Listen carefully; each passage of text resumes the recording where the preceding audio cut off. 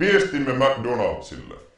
Me olemme Food Liberation Army ja toivomme, että tämä äärimmäinen tekomme vie meitä kohti parempaa ja turvallisempaa ruokatulevaisuutta. Kaappasimme 31. tammikuuta 2011 Ruoholahden McDonald's-ravintolasta Ronald McDonaldin. Mikäli ette vastaa kaikkiin esittämiimme kysymyksiin, teloitamme Ronaldin perjantaina 11. helmikuuta kello 18.30. Me rakastamme hampurilaisia, ranskalaisia ja McDonald'sia, mutta emme voi enää katsella vierestä, kun rakastamamme ruoka tuhotaan ja saatetaan häpeään ahneuden ja välinpitämättömyyden takia. Hampurilaisenne ovat toimintanne lyhytnäköisyyden johdosta muuttuneet lähes syömäkelvottomiksi. Siksi haluamme auttaa McDonald'sia pelastamaan ruoan. Teemme teille listan kysymyksiä, joihin haluamme vastauksenne. Toivomme, että vastauksenne saavat teidät ymmärtämään rakastamamme ruokakulttuurin rappiotilan ja tarvittavat toimenpiteet. 1. Miksi ette ole avoin tuotteidenne valmistusprosesseista ja raaka-aineista? Mitä pelkäätte? 2. Kuinka monta tonnia kierrättämätöntä jätettä tuotatte vuodessa?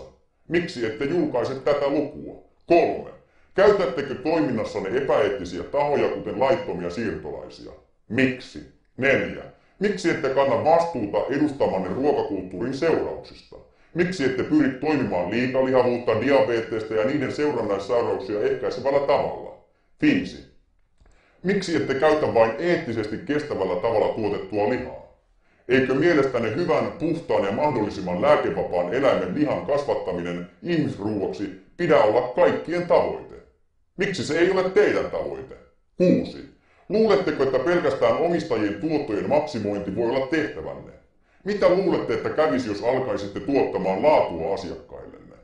7. Olette iso ja globaali toimija, joka tavoittaa merkittävän osan maapallon ihmisistä. Miksi ette käytä valtaanne paremman maailman luomiseen, vaan lyhytnäköiseen voiton maksimointiin?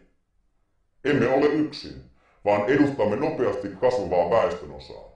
Olemme muuttaneet kulutustamme nopeasti kohti eettisempää ja laadukkaampaa. On teidän etunne vastata kysymyksiimme julkisesti ja ottaa vastauksiin sisältyvä totuus osaksi oman toimintanne kehittämistä. Vain siten tulette selviytymään tulevaisuudesta. Kuunnelkaa sanomamme ja toimikaa. Me palkitsemme teidät syömällä tulevaisuudessakin hampurilaisianne. Teillä on perjantaihin 11. helmikuuta kello 18 asti aikaa vastata meille sähköpostilla osoitteeseen freedomronald@gmail.com. Hiljaisuus tulkitaan kieltäväksi vastaukseksi.